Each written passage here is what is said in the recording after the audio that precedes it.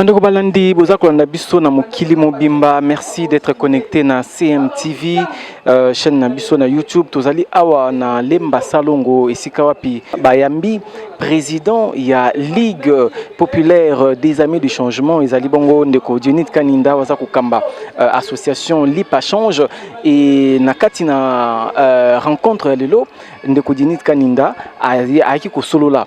Donc esengeli na biso te bana ko sangana justement pona Congo na biso ekende liboso. Donc bokoyo kananu quelques réactions ya bandeko bokolanda pe ndeko Dionit Kaninda wazali président ya Lipa Change, bokolanda pe ndeko Dominique wazali bongo coordonnateur ya FTVEC pona bapesa bino makanisi na bango par rapport ya rencontre ya lelo to kolanda bango pe to ko se retrouver juste après.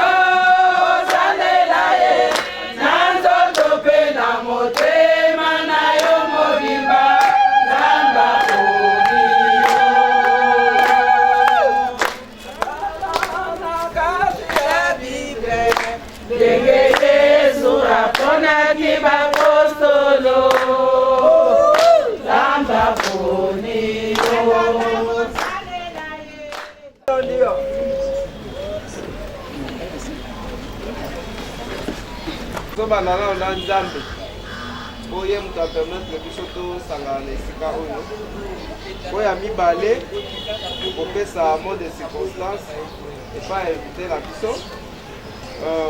Troisième point kopesa coordonnateur na biso parole alobela biso mwa iloba moko. Quatrième point ezali parole epa invité na biso kolobela biso lisusu mwa eloko moko. Et puis le cinquième point, le dernier, les alliés du verre info. Le cinquième, la maman Mundi, à Téléma, à Tikariso. Il n'y a point de Dieu comme Jésus. Nazali kotonda pe kokumisa yo po ozali malamu. Moyenge beni na bayenge beni po ozali na matoyo ozali koyoka po ozali na miso ozali komona. Tozali kotondo par te moko. Ebele balalaki lokola malamu bazali na bombe nzambe nazali kotonda yo komona elenge mobali oyo na film oyo eza koleka na radio ou bien na télévision komona ye lelo naza komona ye visage nazali kotonda te mpo nazali mwasi ou bien na baninga na nga tozali bapilati bako malamu nzambe ya solo nazali kozungisa kovanda tokovanda kosolola tokosolola totiango na maboko na nzambe nazungisi matondo mingi mpo omemaki ye neloko basili kosala na maboko na bato okomisi yawo ntango mpe akozunga nzambe ezala na ye nzambe balobaka bilenge boye bayebi kobatela te bayebi kosala te kasi tala ndenge otundisi elenge oyo mayele otundisi bango mayele bana mike bazali kosala nzambe na ngai tika nsheko na nkumu ezonga bobele epai nazali koloba te tika te bango banetula miso bobele likolo na ngomba babelela kaka te kosunga na bango ekota bobele epai na yo nzambe mokonzi natiki bana oyo basili koyamba bakoko basili koyamba lokola bakonzi na biso kozungisa bevite nyonso biso nyonso tovandi awa tika te tobanda na yo mpe tosukisa na yo na kombo na Yesu Kristo. Amen.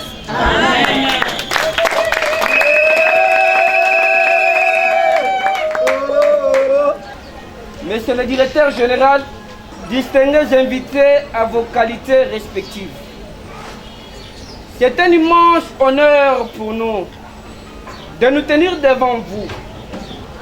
À l'occasion de cette réunion, notre Asbel Félix Tshisekedi, une valeur pour l'émergence du Congo, en sigle FTVEC, situé dans la commune de Lemba, reconnu dans le terme simple. En fait, ce 12 septembre 2020 restera à jamais grave dans les annales de notre race belle, qui est évidemment une race belle de la République démocratique du Congo, dont la vision est de lutter pour l'amélioration du social des Congolais, l'état des droits et aussi l'instauration de la démocratie toute l'étendue de la République démocratique du Congo. Le combat d'une longue lutte du patriarche Etienne Tshisekedi Lumumba, père de la démocratie congolaise, qui incarne aujourd'hui le président de la République, chef de l'État, Félix Antoine Tshisekedi Tshilombo, avec le slogan « Le peuple d'abord ».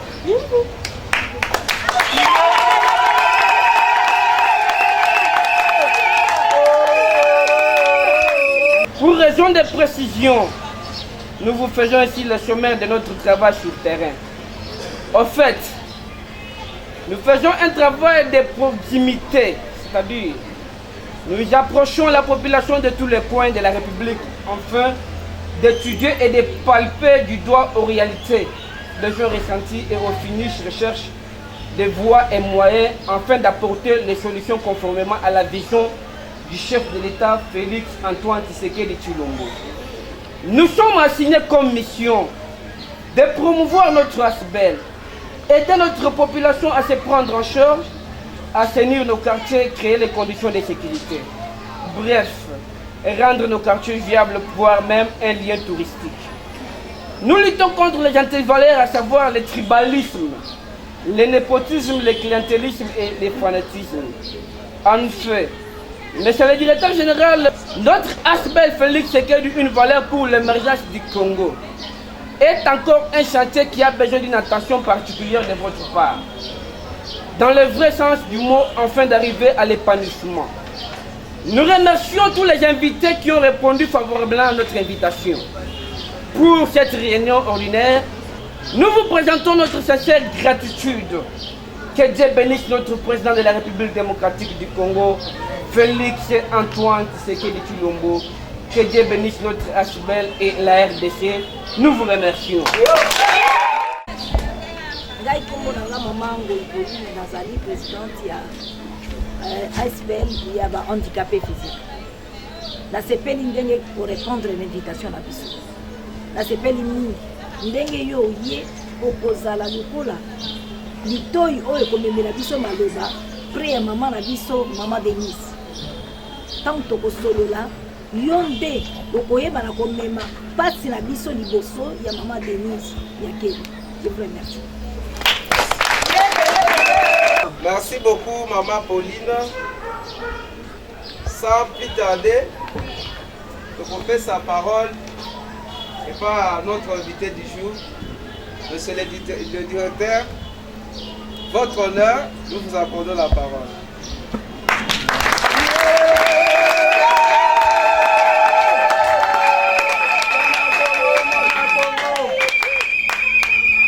Mbote na biso boyebi ke tozolata masque oyo po mokonzi ya mboka alobi na biso tolata yango po bokono eza na mboka boye to boye te mais nakokitisa yango moke po bolandanga malamu. Kombo na ngai Diony Kani na ndenge boyebi yango bolanda yango na télévision mpe na radio. Naza mopanzi sango na mboka na biso na bandi musala na nga na RTNC na longo wana na ke na RTGA. RTNC na sali 7 ans, RTGA na sali 10 ans, Simawana na ke na Canal Plus na sali 3 ans, na longwe na yesika kotika la indépendant. Olonga na nga na RTNC ezalaki parce que musala ezalaki penza malonga te.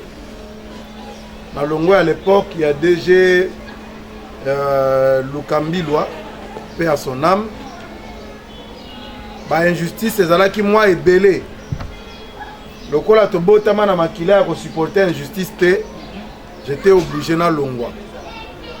Parce que comme on a ba avantage ezoya, bato ba yesi manabino ba avantage bazo pesa bango parce que baza bandeko ya, baleki ya, bana ya.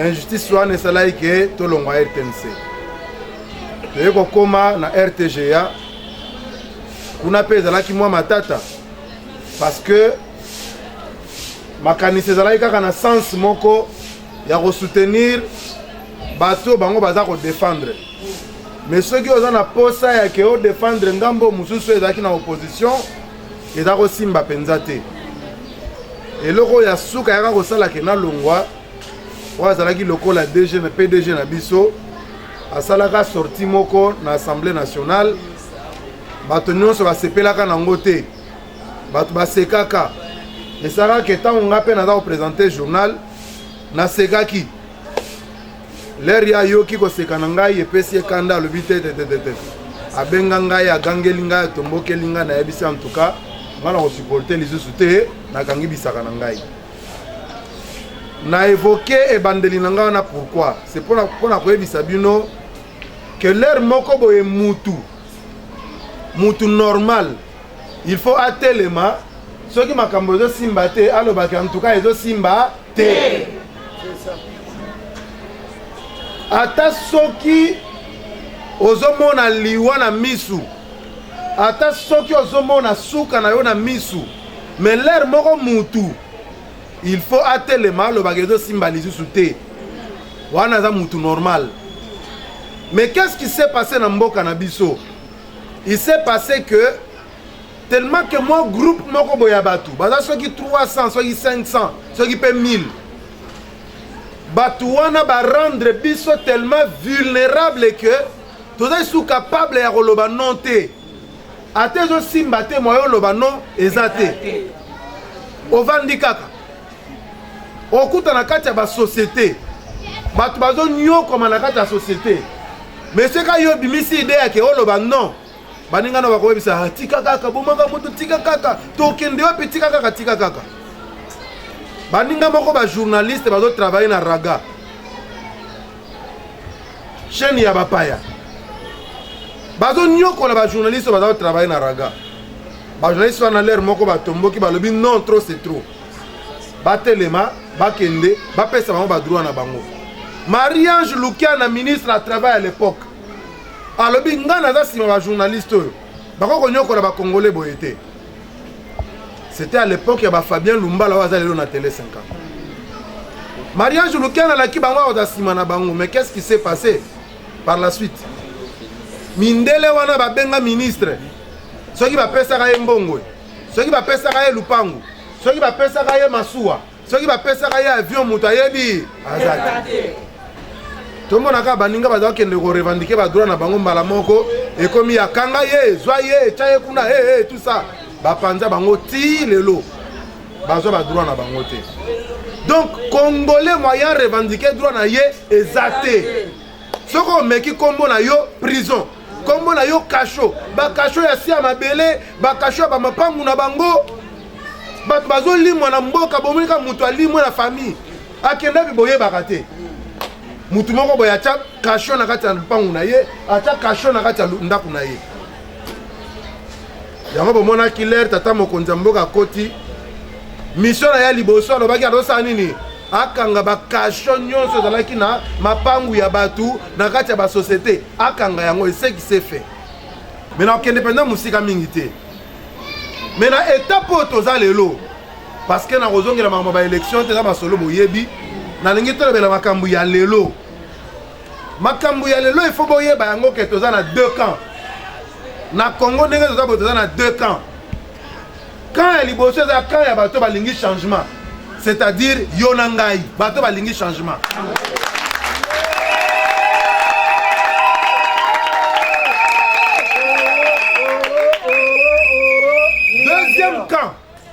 Deuxième camp, et ça quand ya bato balingi changement te.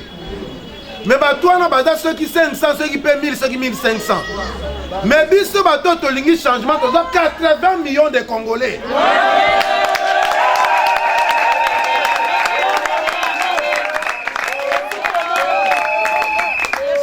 Les 80 millions de Congolais wana bango yo baza en face nakati wana baza na ba généraux na bango baza na ba magistrats na bango baza même na ba journalistes na bango C'est-à-dire que c'est un système moko mokonzamboka lobaka que je vais déboulonner le système. Et puis à tout le monde, est-ce que le système c'est un homme? Le système est un moutouté, mais pour un lobby n'a déboulonner le système, tu vas comme tout ça, tu vas comme agiter.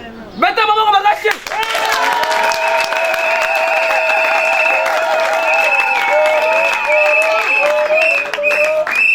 vas comme agiter parce que qu'est-ce qui va se passer? Tu as deux camps dans le lobby quand il y a changement, quand il y a changement. Alors si quand il y a changement, Moussa na bango ezani na minito. Baza na ba laboratoire na bango. Laboratoire ezani. Eza ba bengi bato mayele. Ba bengi ba professeur ya université. Ba bengi ba médecin. Ba bengi ba magistrat na bango, ba bengi ba juriste na bango, ba bengi ba philosophe na bango, ba bengi ba psychologue na bango, ba bengi ba pasteur na bango, ba sangisi bango ba vandi likita. Ba lobi bon, siko ndenge to komia. Pouvoir eza déjà na maboko ya Félix Antoine Tshisekedi Tshilombo. Biso tozaka na parlement. Siko to sala ndenge nini pour que pouvoir ekima biso na maboko te. Parce que za ki crainte na bango ko banga na bango ya bandaka la. Obemi na ku asala tangu wana bazaki sûreté que Félix Antoine Tshisekedi akoma na pouvoir. Asala vidéo azolo babi wanto za na campagne. Alobi bokeba azebisa baninga na bango ya bandoki ba bandeke bande kwa FCC wana azo yebisa bango lobi bokeba parce que ndenge to za boye ceux qui chadari à perdre bo imaginer ba conséquences mais aboyi kotanga ba conséquences ezala kinini conséquences ezala ki ya que ye obemi nako na baninga na ye nyonso place na bango eza wapi na makala umukama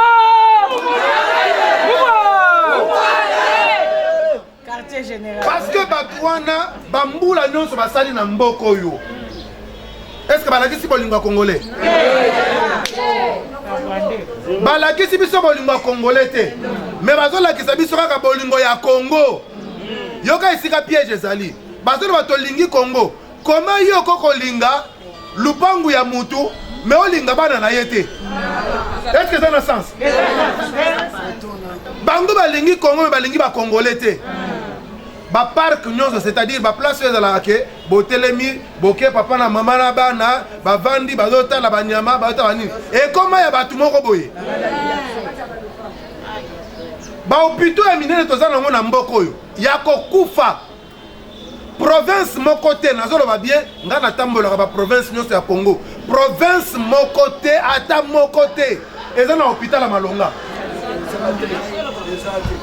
ezate ba hôpitaux ya bien nyonso boyebi na ba kombo na bango soki batongi ya sika eza ya kombo na bango mais wana bolingo ya congolais ya ndenge nini mama yemo wa ici eloko neza suna mama yemo eloko neza suna mama yemo bokoko za mbongo te bopesi mama yemo babongisa mama yemo po profiter na ba congolais nyonso yo kozwa mbongo oki osombika mwa lupangu otongi oyo ya munene balekisa yango na télévision nationale bato nyonso bamoni babeteli yo maboko mais eza na kombo na yo te nani azoprofite nango eza kaka yo na famille na yo sikoyo ya bacongolais eza wapi alors balingi te ke changement ekota qu'est-ce qui va se passer na niveau ya mibeko ndenge toza boye na assemblée nationale kala mingi te bazozongisa ba plénière oyo babengaka session ya septembre session ya septembre c'est-à-dire soki bakoti ezalaka mpo bavote budget ya mbulu ezoya mais baprévoir ke na kati ya session oyo balance plan na bango oyo bazovise ya kolongola mokonzi ya mboka Félix Antoine Tshisekedi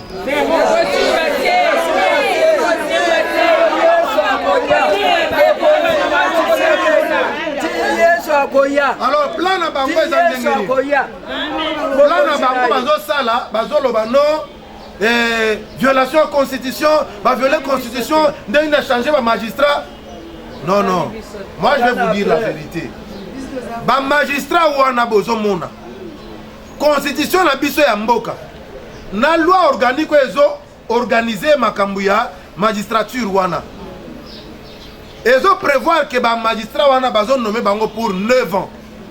Joseph Kabila nomaki bango depuis 2014, il faut basala 9 ans.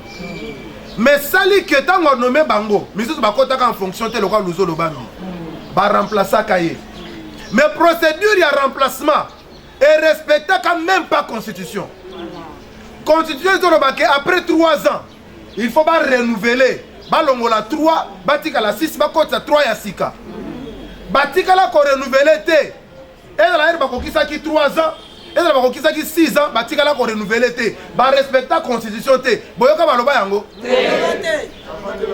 bavandelango mais lelo yo mokonzi mboka Benoît Luamba a comme fatigué azoko kalisute aye ko senga ya lobi papa na lingi na tika kitio na tika ngo parce que na lembi mais nazo banga po bato ba tiaki ngai soki na bino longwa bako risque bali ngai nazo bondela yo sunga ngai na kende poto na kende komi faire soigner Fatima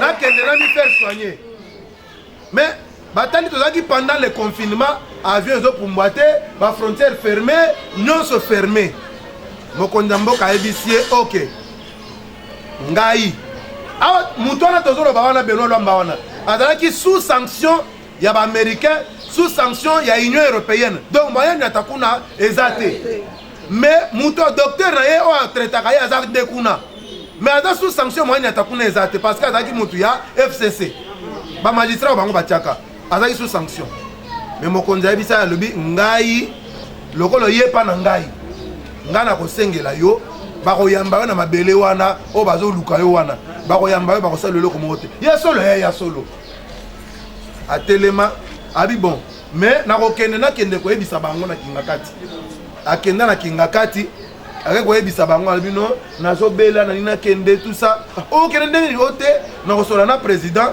akolukela maya kokende bakamati misolo bapesi ye avion ezokuta na Brazzaville futa okende ake baloué avion mokonzi mboka basigné pour que akende kuna na ndenge akendeki ti ake kozwa basoin na ye etikali vide ya juge moko normalement il faut pas 9 juges mais moko alongwe mboko akufaki etikali batrou il faut mokonzi mboka remplacer.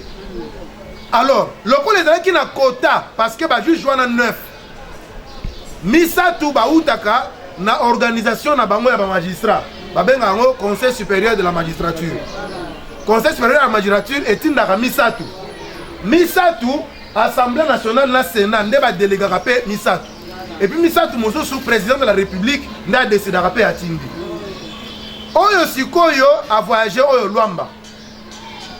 Na mususu lizusu bakoma ki le roi Misato président de la république a sengi na conseil supérieur à magistrature batindela ye bakombo batindele bakombo oyo ifalaki a nommé bakombo ye ndenge constitution lobi président a nommé a nommé bango et comme il faut pas prêter serment na prestation serment batata oyo mi balé ba magistrat mi balé parmi les trois ba ye jour où bazoza bango ba mesure pour na otongela bango ba toge ya cérémonie ba ye bazu bango pe ma mesure jour où akosala répétition ya ndenge cérémonie ekoleka bazalaki mais comme jour la prestation serment batata oyo bazate bakimi qu'est-ce qui s'est passé et loko esalama ki eza que batindi mutu moko epa ya président de la république ministre moko akemo na président de la république non ba juge oyo non sali mwata président de la république Félix Antoine Tshisekedi Tshilombo azako yamba lisusu kinga katite soki abenge na téléphone azo yamba ete abi nazomona makambo osola na ete na mbona petro na koyambele te azo luka ba yamba me bazo yamba ye te atindi mutu alabi kendo yebisela ngande konanga ayamba ngai o ayaki wana ayaki na ba ordre de mission abino bon bokosolo na likambu boye parmi makambu wana batie na kati ono ba ordonnance o signaki pona ko nommer ba juge président talango azubic rouge voilà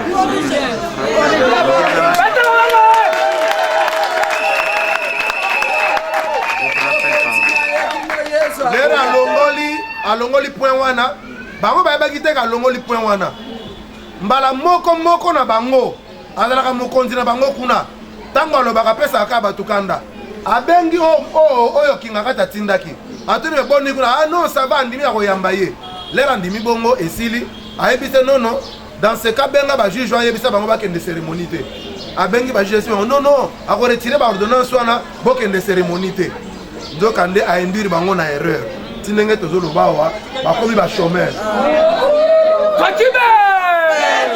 Fati mutu mungi. alors batikali na bandako maintenant balingi baprofite na eloko wana soki omoni ke mokonzi a violé constitution normalement il faut okende porter plainte ya que voilà le président de la République a violé la constitution ok porter plainte mais bango va porter plainte c'est pourquoi parce que bayebi ke violation moko te ezali violation ezate moyen bakende la justice ezate alors bakomi siko koluka ba distraire population Black la population noté va violer la constitution et tout ça pour population yoka kanda mais toko yoka pe kanda entre temps ba monique moyen ba koka penza ezate parce que justice a empêché avoir raison te qu'est-ce qui s'est passé et là pendant makamwa mawa on a vu bisabino dans makamwa mawa mboka na biso foto sambela mingi pona mboko oyo ba ennemi ya changement bazo lembate bazu tata moko ya FCC batindi ye et pas ya ndeko moko ya opposition bakende ko négocier parce que bayebi ke na kana bango population azate mais ndenge toza boye toza na bandeko na biso oyo bavotaki président na biso te bato wana baza na kati ya opposition baza pe ebele mais bango bato ya FCC baza na bato nsima na bango te po bazwa bato fo babimisa mbongo alors me batali plan oyo toza nango ya kokweyisa président de la république ekosimba te soki toza na population te alors tosala ndenge nini baluki sika wa mutu moko ya opposition oyo akokoya na camp na bango balobi soki topesi mbongo directement ekoyebana po lelo avec l'état de droit mbongo nyonso ezotambola na mboka ezoyebana qu'est-ce qui s'est passé banégocier mutu na ye moko aza na Suisse mutu na ye aza na Suisse wana apesi bango numéro ya compte tata wana ya FCC ono ya FCC batindi na compte ya muninga ya opposant wana 4 millions de dollars américains. Papa Kamar. Tozo calculer kutu bango te. Po bazar mike makasi. 4 millions ekoti na compte. Kaka le rekoti mbi babengi kotoyo mwana nzambe. Ayebise balobi 4 millions uto kota. Bajule!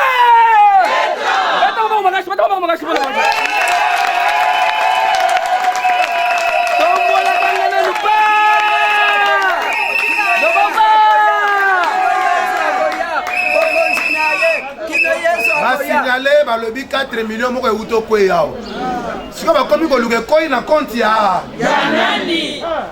Batali bamoni kombo José Boulou. Ah, José Boulou. Bon, batali sikoyo. José Boulou ango nzinga na azala ka relation na nani? Lero bandi koluka relation ya José Boulou wana bage kokuta opposant munene na mboko yo. Nde moninga José Boulou.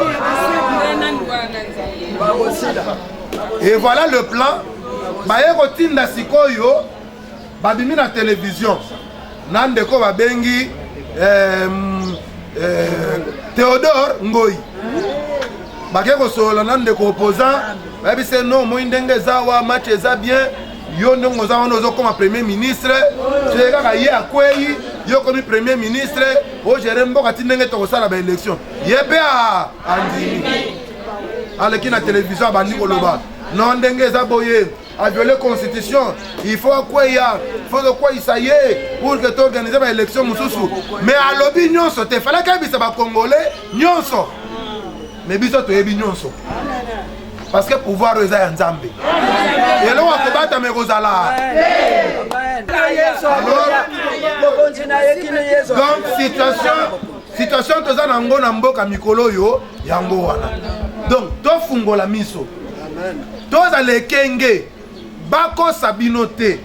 Mboko ndenge toza boye toza kolela tangu nyonso eloko ezange pa bakonzi na biso bato ya français baza kobenga ngo volonté politique. Mais ceux qui botali président oyo toza na ye eloko wana bazo benga volonté politique wana nde aza nango siko po makambo échanger nini ezangi. Mais problème eza ke il faut achana nu ba rail azongisana nu train na rail abongisana nu banzela oyo kobonga ya mboka ifo eleka. IGF obozoka inspecteur général la finance azalaka na mboko depuis toujours boza koyoka ye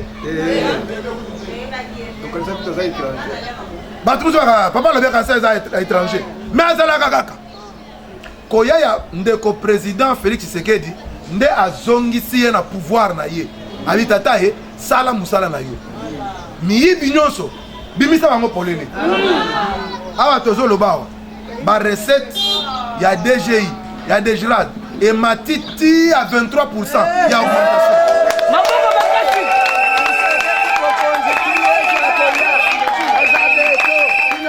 Nde ba madusu nyonso bayibaka wana ese kangami mais likambo te ekosala eloko te awa tozoloba na bino awa IGF a découvrir 1329 exonérations elingi koloba nini basociété ya minene basali société eza ya bango bato ya FCC mais bazwi libanais batie liboso basali société ya monene bazwi chinois batie liboso basociété wana lero eza importe biloko ewuti poto ewuti Chine ewuti epa nepai ntango ezo ifo efuta douane na Matadi na kuna baport nyonso wana kasumbalesa partout mais bango bakomela bango mikanda baloba non société eza na mbongo mingi te eza na mbongo muke efuta badouane te efuta bataxe te mais mbongo wana ezozonga na bapoche na bango. IGF a dévoilé yango 1329 exonérations 5 milliards de dollars budget pour les Congolais, 80 millions de Congolais. Budget combien? 4 milliards. Mais on va ma poche par année 5 milliards de dollars. Mais Batouana ne va pas poser le loyo. Bazonga les sous na pouvoir.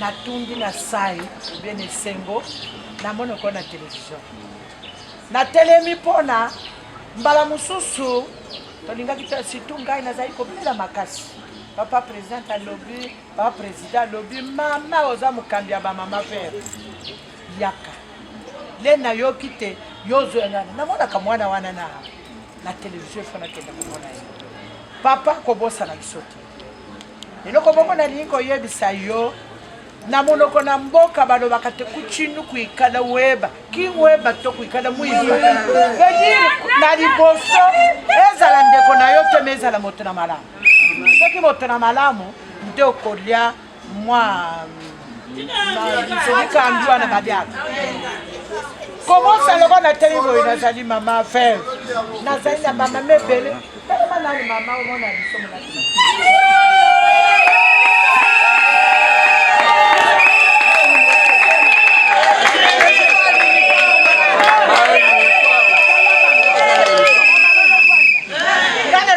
na papa ba ko kamba bisinga lobi soka na lobi te bave batelema bakuleka ba mamoyo babala kasi bino pot naza ko loba discuter likambo ba mama soko vandi na kiti obosani ba papa merci biso bave tozali sima ya tato azali ko kamba lokolo moni koko na ngayo aza ko kamba biso bakoko na yo lokola bave tozana kati nakanisi te molikambo ya mokanda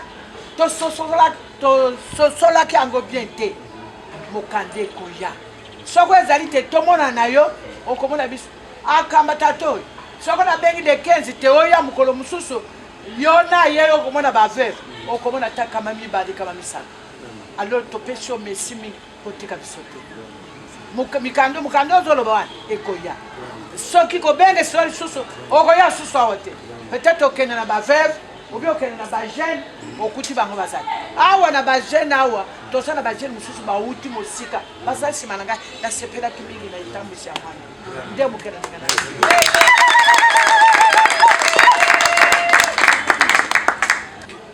mais na pesi lisusu merci mingi na nde quand même répondre na invitation na biso. Merci beaucoup. Meme na biso maloba na biso nga naza présidente ya bandikape. So nalobi baya awa 200 eza moke.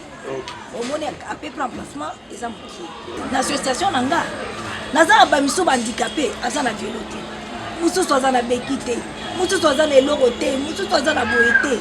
Ozomona na biso bandikape so moto amisi violo apesi yo eloko moto asombeli ojipe po eperimetre yo sikoyo osala nini obima ozomona même nga moko madame Pauline ntango nazwaka velo namona ondire moto asombeli nga jipe asali nini apesi ozomona kovandaka mabele nde tovandaka microbe eza ebele so tomboli bango bilamba bazaka mingi na babouton batashe banini ozomona sikoyo soki oza na bozwi te okozwa javel akotya na mai wapi okozwa nini wapi posa na ngai ezalaki boye posa na ngai ezalaki boye tolakisa bandikape ata mwa métier moko ozomona mpo lelo oki oyela biso mbongo bozwa ntango tokende tolie lobi tokozongela nzala mais lelo so olakisi nga olobi te lokwa ndenge aza couturier lelo so olakisi nga olobi te polina bakataka bo basalaka bamashine ekoma nango moigere lelo so moninga atie mashine na balabala akolia te akolia mpo oyo olakisi ye deja nini mwa eloko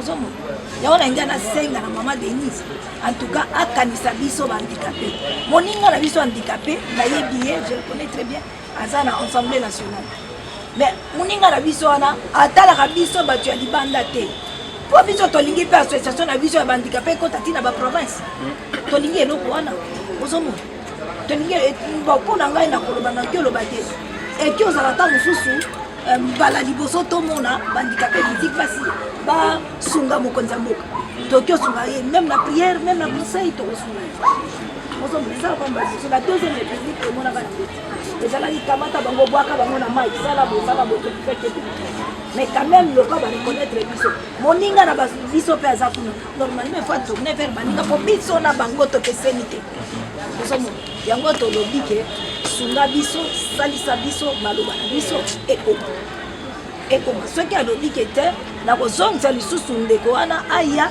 amona nanu bato yango mpo mwana okuta mpe ekoma kotambola te olobi oza na bato nzoka bato baza te soki akosongisa mbala mibale ke kende nani kolakisa ngai bato yango namona bango nakonzi merci tata na kombo na biso bahandicapé physique tokanisaki yo na mwa kombo association na biso mwa ba 500 fois tozwaka wana tokanisaki vraiment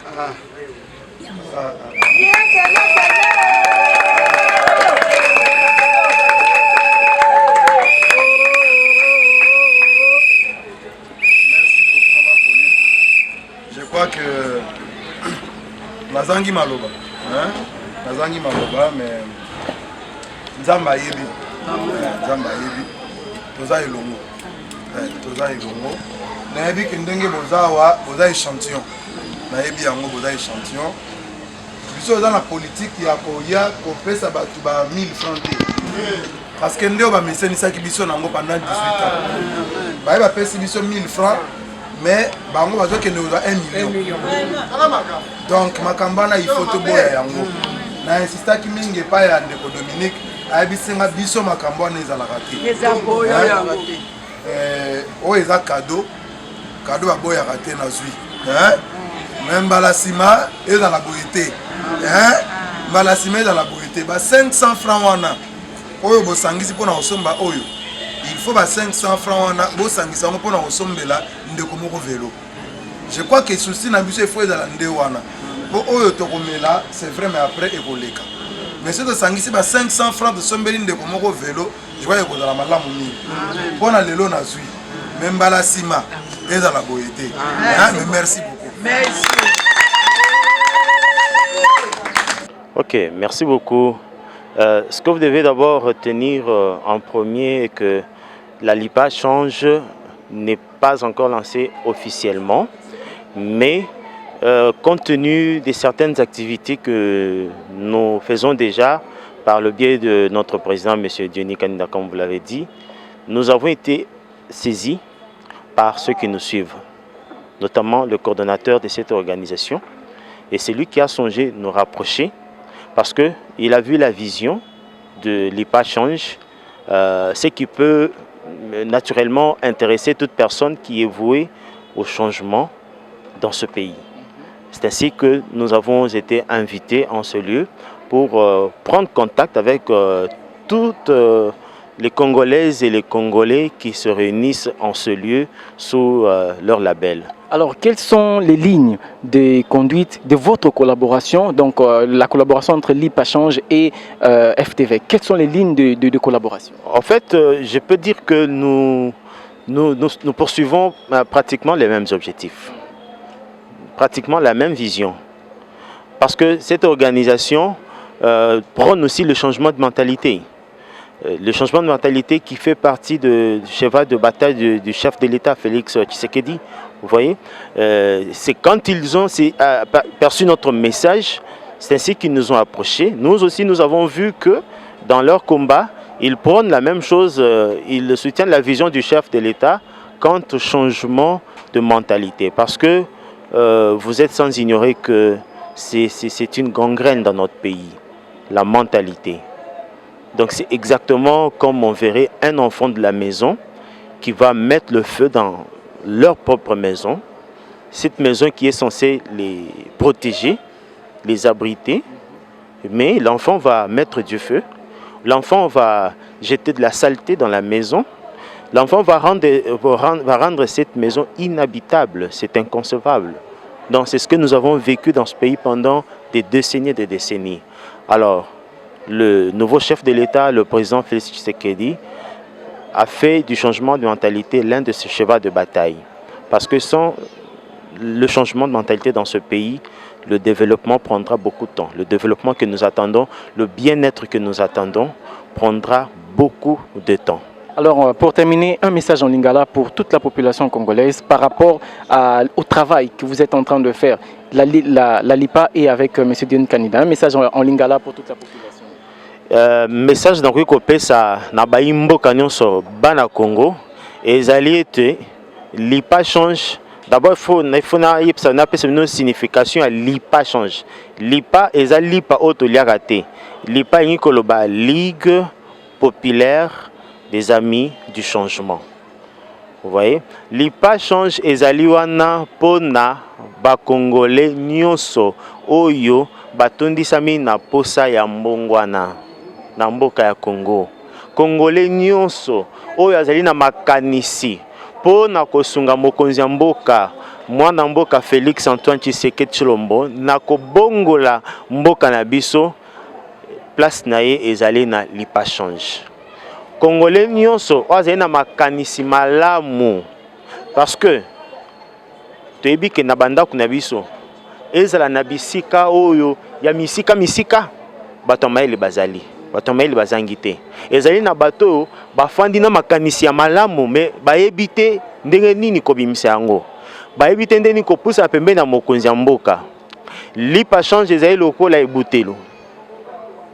Ozali makanisi ya malamu mpona komema mboka na yo RDC mosika omema yango na oto bengi na kifalasa développement yaka na LIPA Change. Pesa makanisi na yo tokosunga yo na makoki muke na ngolo nzambe o tozana yango. Merci beaucoup. Bare ya lelo na sepeli nango makasi mingi. Pona nini banda to banda SBL na biso akoki kozala mokonzi ya liboso to yambi. Eloko sepeli singai malamu po azoloba mingi makambo etali ba vie ya bato. eloko vraiment na sepeli yango wana donc na kati ya bavi wana azo reconnaître na biso or que so totali na barépublique eleka biso bahandicapé bayebaka na biso te bapesa biso bakombo ebele bandoki basengaka na balabala banini mpo biso moko tomonaka yango ozomona donc bien te kaka mais lelo na moni Denis Kaninda na sololi na ye na moni modèle azali vraiment merci mingi. Maman Pauline, oza kozela nini na collaboration entre FTVEC na bandeko lipa change et longo na Denis Kaninda nini oza kozela tante na opena na motema mobimba oza kozela nini eloko na sepeli po akomemela biso maloba tata je te dis vrai que ça na bandeko mususu nga na zwi velo na bandaku bakonjo bandaku to vivaka bandako mabele banini tamso boketala muninga boye bambume bimiye na makolo banini pwana zonguluma na salite mais lelo soki azwa ta velo to lobaka na ta bapina mabaya ndeko na komema ye osomona neti ngande na zabo bato bakumbanga baninga nanga osomona baninga nanga kende boye esala pe moi esengo osomona na lelo soki nazaka na velo teske nanga na sala association nanga na sala ngote po nazana na velo siko velo nanga oyo ngamo na benga ngo Jaguar po ekotaka partout même na Mbanzalemba kuna au fond na komaka handicapé dans likambo to komaka en tout cas message na pesi na mama Denise Nyakero nalobi mama Denise kanisa association yandeko Pauline kanisa penza Pauline kanisa ye soko za mutoza na mémoire okoki omone elongi yo nazaki na stade na pesaka tata cardinal cadeau ya singa ngombe yo ozalaki na tata mokonzi bovandi pembeni j'espère mais nakosenga no mama Denise yokela baninga mao nakosenga no yokela baninga mao nazaka na mwa difficulté na lingala na mesana koloba na Swahili mais nayebi ke okoyoka mama Denise nakuelezea asema kama unanifuata kwa image shikira ko mwenjako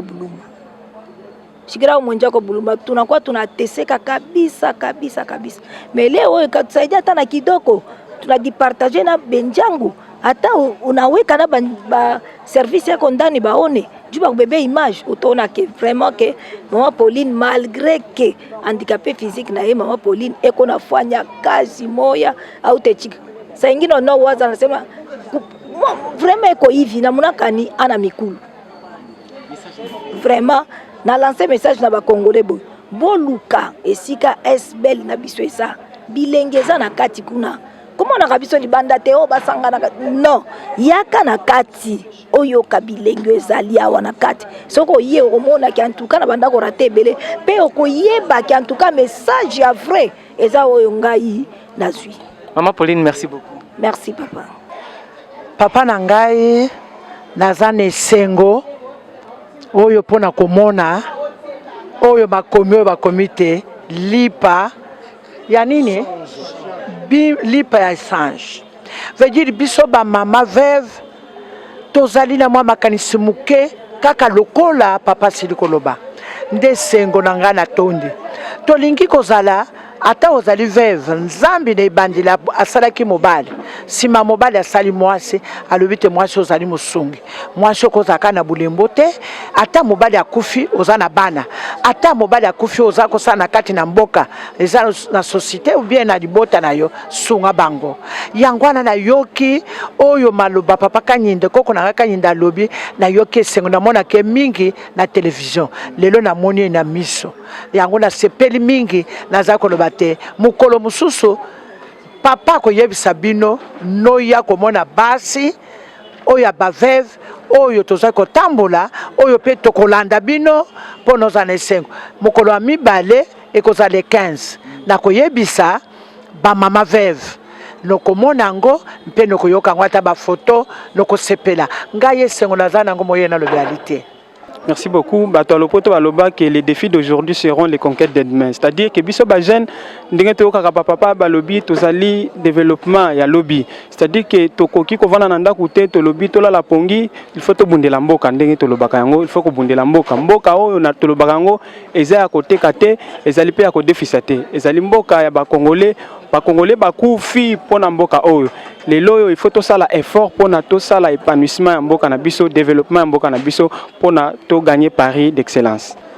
Bon, liboso ndeko comme mon mboka longo l'état dirigeance ezali ko loba te que non bokonesi bokonezali ya coronavirus yango ndo zo mona biso na kati ya masque mais pour na ba téléspectateurs balandanga malam ndako kitisa yango esengo za mingi pona komona mwana mboka Denis Kaninda ko se déplacer kokoma lelo na kati ya FTVEC moko ya basi belo ko soutenir mokonzi ya mboka vraiment lelo to sepeli na makanisho aja na yango nawe biso ya FTVEC to moni ke makanisha développement yango ne to lingi teke no lelo to komi en partenariat lipa change na FTVEC to komi en partenariat pour être mboka na biso ko kende liboso biso le soko tana ba objectif na ba vision na biso to ko linga te pas soko moi ma confier ko beta malelo j'ai été que non bato ba ko wela ba poste bona boyna ke na cabinet ministre bona keite ona kende na entreprise boto keite mais biso to ko ça que to renforcer ba ko ben na le poto renforcement des capacités d'entrepreneuriat c'est ça notre objectif il est temps tout le monde lipa change na même objectif biso FTVEC na même objectif yango to bi que non ndeko Denis Kaninda fois qui est sur le terrain à moi, je pense que vraiment et comme vraiment le lingue vraiment tout yangonde au moins le ambiance vraiment tout se paye l'équipe malam. Message na population congolaise au baza kolanda yo na tango oyo collaboration oyo au lobby yango ezali pour na développement ya Congo nino koloba na ba congolais par rapport ya FTVEC na lipa change.